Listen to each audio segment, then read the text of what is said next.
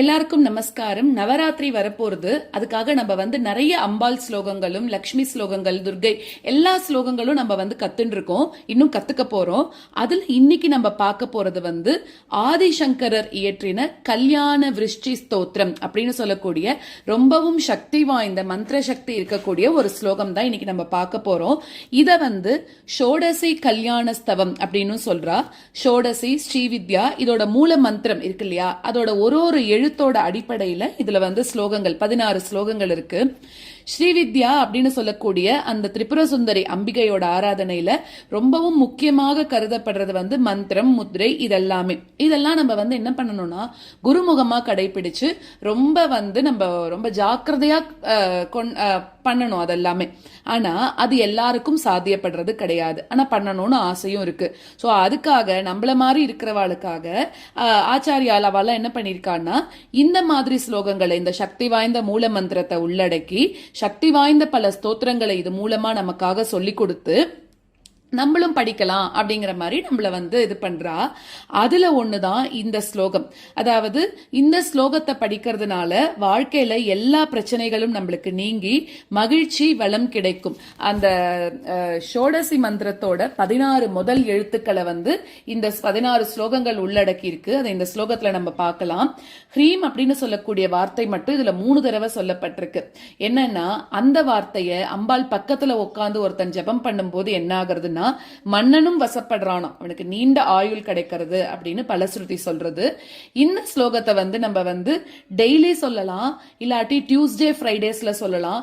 அதுவும் சொல்ல முடியல அப்படின்னாக்க பண்டிகை நாட்கள்ல சொல்லலாம். இல்ல என்னால ஸ்லோகமே உட்கார்ந்து சொல்ல முடியாது அப்படின்னாக்க சொல்றவாள கேட்கலாம். நம்ம இந்த மாதிரி இப்ப நம்ம சேனல்ல போட்டிருக்கோம், இத உங்க ஆத்துல பூஜை போதோ இல்ல நீங்க வெளியில போற போதோ இந்த ஸ்லோகத்தை போட்டு உங்க காதால கேட்டா கூட அதுக்கு ஈக்குவல் பலன் கிடைக்கும் அப்படின்னு பெரியவாள்லாம் சொல்றா.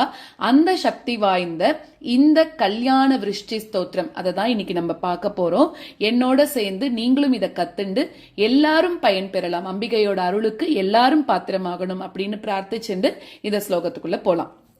कल्याण वृश्चिभिरिवामृत पूरिताभिर्लक्ष्मी स्वयंवरण मंगल दीपिकाभिः सेवाभिरम्भ तव पाद सरोज मूले नाकारि किं मनसि भाग्यवतां जनानाम् ये तावदेव जननी स्पृहणीयमास्ते त्वद्वन्दनेषु सलिलस्तगिते च नेत्रे सान्निध्यमुद्य तरुणायुत सोदरस्य त्वद्विग्रहस्य परया सुदया प्लुतस्य ईशात्वनाम कलुषा कतिवा न सन्ति ब्रह्मादयः प्रतिभवं प्रलयाभिभूताः एकः स एव जननी स्थिरसिद्धिरास्ते यः पादयोस्तव सकृत् प्रणितं करोति लब्ध्वा सकृत् त्रिपुरसुन्दरि तावकीनं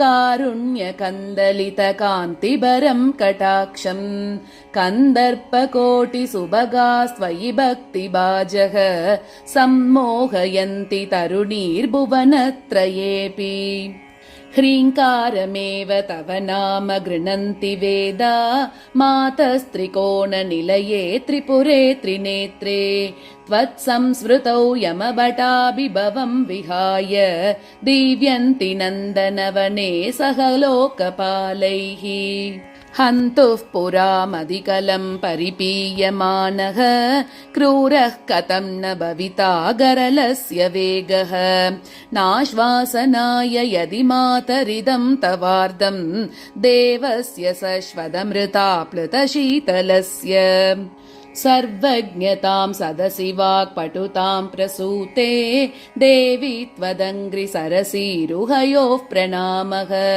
किं च स्फुरन्मुकुटमुज्ज्वलमातपत्रं द्वे चामरे च महतीं वसुधां ददाति कल्पद्रुमैरभिमत प्रतिपादनेषु कारुण्यवारिधिभिरम्ब भवत्कटाक्षैः आलोकय त्रिपुरसुन्दरि मामनाथं त्वय्येव भक्तिभरितं त्वयि बद्धतृष्णम् हन्ते तरेष्वपि मनांसि निधाय चान्ये भक्तिं वहन्ति किल पामरदैवतेषु त्वामेव देवि मनसा समनुस्मरामि त्वामेव नौमि शरणं जननि त्वमेव लक्ष्येषु सत्स्वपि कटाक्षनिरीक्षणानाम् आलोकय त्रिपुरसुन्दरि मां कदाचित् नूनं मया तु सदृशः करुणैकपात्रं जातो जनिष्यति जनो न च जायते वा ह्रीं ह्रीमति प्रतिदिनं जपतां तवाज्ञां किं नाम दुर्लभमिह त्रिपुरादिवासे माला किरीटमदवारणमाननीया तान् सेवते वसुमती स्वयमेव लक्ष्मीः सम्पत्कराणि सकलेन्द्रियनन्दनानि साम्राज्यदाननिरतानि सरोरुहाक्षि त्वद्वन्दनानि दुरिताहरणोद्यतानि मामेव मातरनिशं कलयन्तु नान्यम् कल्पोपसंहृतिषु कल्पितताण्डवस्य देवस्य कण्डपरशोः परभैरवस्य पाशाङ्कुशैक्षवसरासनपुष्पबाणा सा साक्षिणी विजयते तव मूर्तिरेका लग्नं सदा भवतु मातरिदं तवार्धं तेजः परं बहुलकुङ्कुमपङ्कशोनं भास्वत्किरीटममृतांशुकलावतंसं मध्ये त्रिकोणनिलयं परमामृतार्द्रम् ह्रीङ्कारमेव तव नाम तदेव रूपं त्वन्नाम दुर्लभमिह त्रिपुरे गृह्णन्ति त्वत्तेजसा परिणतं वियदादिभूतं सौख्यं तनोति सरसीरुहसम्भवादेः